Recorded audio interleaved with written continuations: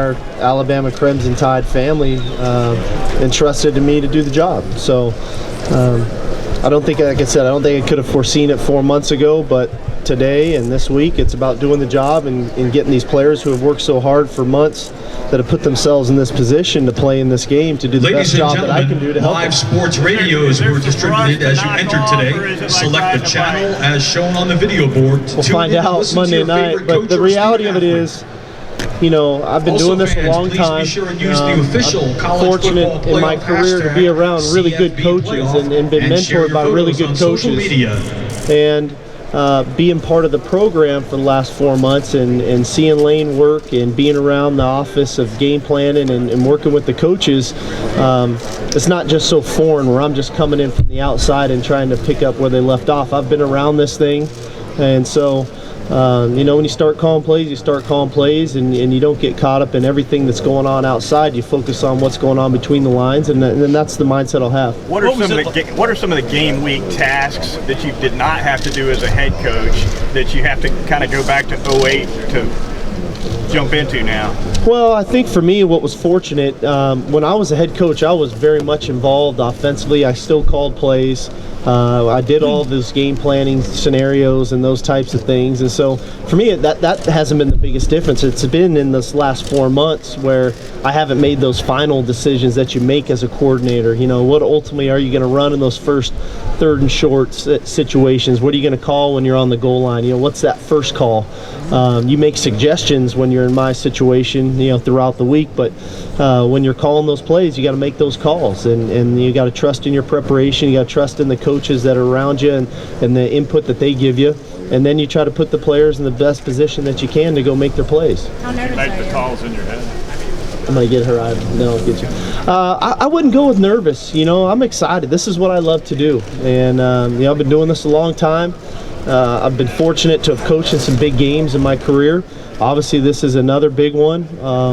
These guys have earned the right to be in this game, and my mindset is just putting them in the best position to be successful. Like a backup quarterback, you expect him to be ready when you're making those calls in your head? Well, I think what was helpful, Ivan, was when Lane had initially taken that job to go to FAU, and Coach and I spoke and made the decision that I would become the coordinator next season. It made the transition a little easier because I was already going down that road as far as, you know, what next spring would look like, next fall camp, and what I wanted this offense to play out like. And so when the decision got made, you know, it made it a little bit simpler. It wasn't just all at once. It was kind of a natural transition for me. What's your relationship like with Jalen? Sorry. What's your relationship like with Jalen? I've got a really good relationship with Jalen. He's a kid who loves football. He's a gym rat. He works at the game. Those are the kind of guys I like to be around. They make my job easier, and you know, I think it's a good one. I think we've worked well together this week, and ultimately I think we'll work well, you know, really well Monday night. What's your day-to-day like, just in terms of like what you're allowed to do for NCAA rules and analyst role as to, you know, compared to what you're used to doing before? Yeah, I think it was challenging prior to this, being in the analyst role, because you know, you still get to work on the game plan side of things. You still get to work with the coaches on giving suggestions and tips when we're watching the tape. But it is frustrating as an analyst when you go out to practice and you're not coaching. You know, I mean, that's what you love to do. But in my situation, when you're not allowed to do that, it's a lot of note taking. It's a lot of watching coaching, you know, watching the other guys coach. And so to get this opportunity to be back on the field, I feel like I was almost like a bottled up ball of energy, you know, where I could get back on the field and do what I love to do. And so for those guys out there that are analysts right now that have coached before, I feel for you. I understand what that is like. Is there anything in particular you learned by having to watch that for a little bit? Well, for me, you know, I think the biggest thing has been this was a new system for me. You know, there's some carryover that Lane had brought with him that we had from years ago. You know, Lane and I hadn't coached together for almost 10 years. So there was some carryover, but the reality of it is what I learned is the system in that time. And I really tried to dive into it because I wanted to be able to speak the language. You know, I always liken it to, you know, if you live in the States and somebody, you know, puts you on a plane, you got to go live in France. Sooner or later, you got to start speaking French. or you're not going to be able to eat, you're not going to be able to do the things that you need to do. So I really tried to do that. I tried to learn the language, speak the language, understand the system, so that I could be the best help that I could be in the role that I was in. Was it weird at all, Steve, when Nick made the decision? Anything weird between you and Lane at that point? No, I mean, I think Lane did a heck of a job here. I mean, let's not kid ourselves. He did a heck of a job in his 3 years. He and Coach Saban came to the decision. I didn't really have time to analyze the feelings of everybody and the situation of it. I felt like I owed it to these coaches, I owed it to these players, I owed it to our fans and everybody at Alabama to do the best job that I could do. And that's what I've been trying to do over the last week. What are some of the things you learned about yourself last year and that time away? Obviously, it's very public. What were the things you kind of discovered about yourself? I think the biggest thing I discovered to me is, I'm a good person. Not perfect, like none of us are, but the reality of it is I also learned that I love this game, and I love coaching football. I love being around these players. I love being around the coaches. I love all of college football. I love game day. When you get to go to that stadium, I really like to try to take it in. I think it's important that we just don't gloss over that kind of stuff, and enjoying the moment. And I think sometimes when you get in the midst of it as a head coach, you can get lost in all of that. And I'm really, this season, I've really tried to take it in and enjoy the moment and see the joy that these players get to have and see them struggle through practice, and then make those subtle changes that they were struggling on a Monday, Tuesday, Wednesday, and then actually go out and do it the right way on a Saturday, and the satisfaction that they get and their position coaches get. I think those things are big. Steve, does this feel like cramming for a final in a little bit? Today, as the closer we get to the game, that stuff occurs. But, like I said before, I'm embracing this more than anything. I would be remiss if I didn't exhaust myself in the preparation standpoint. Like I said, to put our players in the best position to go do the best job they can do Monday night, because they've earned this. They've worked extremely hard, and I just want them to be in position to go be the best player that they can be Monday night, and that's our job as coaches to do so. You getting any sleep this week? That the Clemson defense presents. Well, first of all, Brent Venables is a tremendous defensive coordinator. They do a lot defensively, schematically. They attack you. They find the things that you do well, and they try to minimize those things and take them away. They do a tremendous job of recognizing formations and attacking the formations that you like to use. And so, we need to be sound. We need to understand what they're trying to do. They're athletic. They've got an extremely athletic defensive line. They knock balls down at the line of scrimmage. The two interior defensive tackles, I think, have 17.5 sacks between them. So they can pressure the quarterback, and then with the multitude of coverages they have in the back end, the athleticism that they have, they pose a lot of challenges. They've got active linebackers. Boulware is extremely smart, heady football player with a high football IQ. He diagnoses things quickly, does a really good job of blitzing when he's on a running back, and they try to create those matchups. So, we've got our work cut out for us. We're going to have to play good football Monday night. Steve, you going to be on the field or in the box? I'll be on the field. One more, I'm going to follow up on that. That's what I'm comfortable. I've always called plays from the field. I'm comfortable there. I think it's important for me to have the one-on-one contact with Jalen on the field and seeing his demeanor and really talking through things. I think that I always appreciated that as a player when I was playing. Norm Chow was my offensive coordinator. My first game in college, I remember at BYU, Norm was in the box, and we were having dialogue, and things didn't always get conveyed the right way. It's the old telephone game. And so after that, he came on the field, and I appreciated that one-on-one interaction where we were exactly on the same page. And so that's what I'm comfortable doing. I just think it's the right thing to do, especially in the short-term situation that we're in. What was 11 months like between the end at USC and getting hired at Alabama? Well, I think for me that the biggest thing was, like we touched on, is that I really found out I love this game, and I've been doing it a long time as a player, then as a coach. It was, when you're not around it, when you're not in the locker room, when you're not showing up, going to work every day, when you're not in spring ball, when you're not in the little kids summer camp in June, when you're not in training camp and you're not planning for training camp, those are things I dearly missed.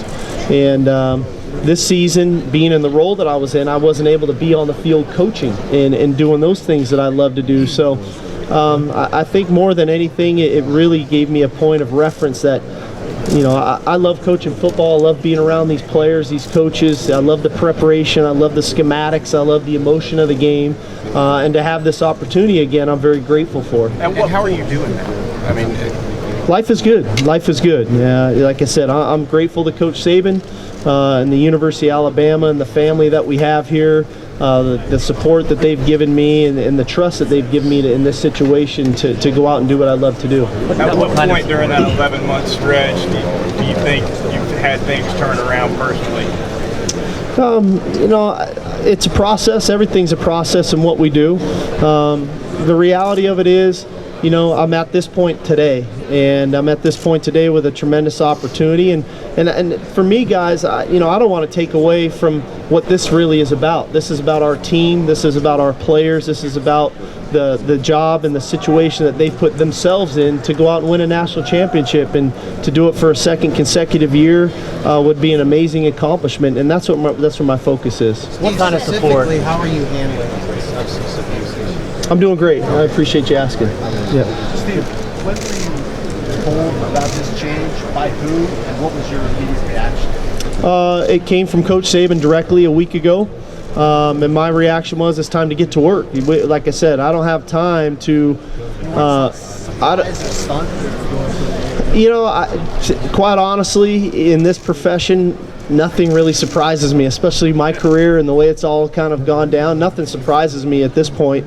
So when the news came, I shifted right into coach mode, which is where I'm really probably the most comfortable. And so it was just time to go to work. Like I said, my focus has been on, from the moment I was told, what are we doing from that moment until that ball gets kicked off Monday night, to make sure our players are in the best position to be successful. The game was a week ago today, so was it on Sunday? Or was it Sunday? Yeah, it was the following day.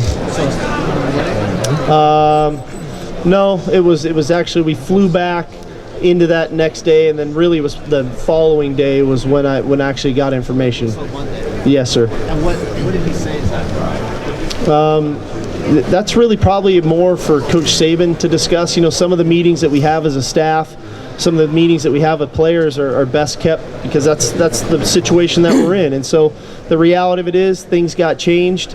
I was asked to do the job, and I'm going to do the job. I want to say that Alabama had 23 plays that went for negative yards against Washington. Jalen didn't have his best day. What have you done in that short amount of time to help correct some of those mistakes? Well, I think it's, you know, again, putting together a game plan that is conducive to the strengths of the players on our team.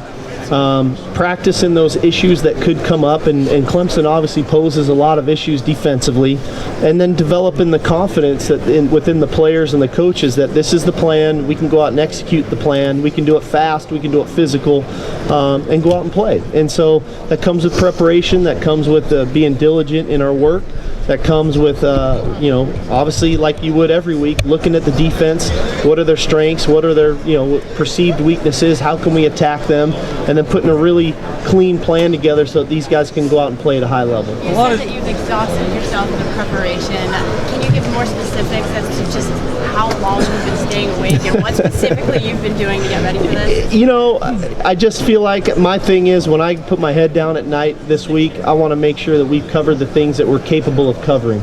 You're not going to tackle every single thing every single day, so it's being mindful of what we're trying to get done the following day and making sure that we're covering those things that evening, so that when the morning comes, we know, hey, this is what we did last night, we can revisit it, and now it's time to get the players ready for practice. In the last week, an opportunity come up, having contact there. Coach, forgive me if this One second, we got a question here, and I'll get to you.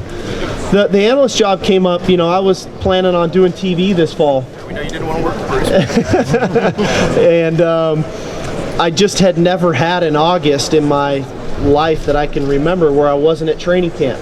And so I actually went and visited a few places this August and looked at some things and just wanted to see how other people did things. And one of my stops was Alabama. Had a great visit with Lane and with Coach Saban. The talks kind of were in play after that, and when the job opportunity came, I felt like this would have been a good spot for me to come and learn a different way of doing things. I was fortunate to work with Pete Carroll for a lot of years. There's a lot of similarities between Nick Saban and Pete Carroll, but also some differences, and I felt like this would be a good one to take advantage of and to come and see what Lane is doing now offensively, and so I jumped at the chance. Where else did you visit, Sark? I visited the Atlanta Falcons. Excuse me, I'm scooting up here. Atlanta Falcons, University of Florida, the Tampa Bay Bucks, actually. So just hit a few different spots, and then, when this opportunity came, I felt like it was a good one to try to take advantage of. Forgive me if this has been asked, but a couple of players this week have said that practice went faster and smoother. To what do you attribute that? Well, I mean, in my opinion, you get what you emphasize as a coach. You get what you want to try to get done. I felt like that was something that we could address, and not trying to recreate the wheel here, but there's certain things you try to focus on and try to get better at, and that was one of them. And I appreciate the players responding to the things that we asked for. Steve, a lot's been made the last week about the fact that Lane's voice was the only one that Jalen Hurts has heard all season. People making a big deal out of that. Is that really a big deal? Well, it can be if I don't make my voice heard this week. I've been fortunate in my career to have worked with some pretty good quarterbacks and have had some pretty good success working with quarterbacks. And so I just went back to the basics with what I knew and coaching that position and my communication with that position. I think the response from Jalen has been really good. But ultimately, you'd have to ask him, how he feels about it. Coach said he was frustrated, that Jalen was frustrated after the Washington game. Is this the first time maybe that he's had to have his confidence repaired this season? There's been moments. There's been moments where it hasn't been perfect for him, and it's a credit to him. His demeanor is tremendous. You go back to his first play of college football against SC when he fumbles, on the zone read play. So his demeanor is really tremendous for a guy who's a true freshman, and in the environments that he's played in on the road, Ole Miss, LSU, Tennessee, the SEC championship game, a college football semifinal playoff game. So I don't know if repaired is the right word to use, but I think it needed for him to bounce back, and he was in a great frame of mind to do so. He just wanted to get back and get to work as well, and so we were on the same page from that standpoint. How much time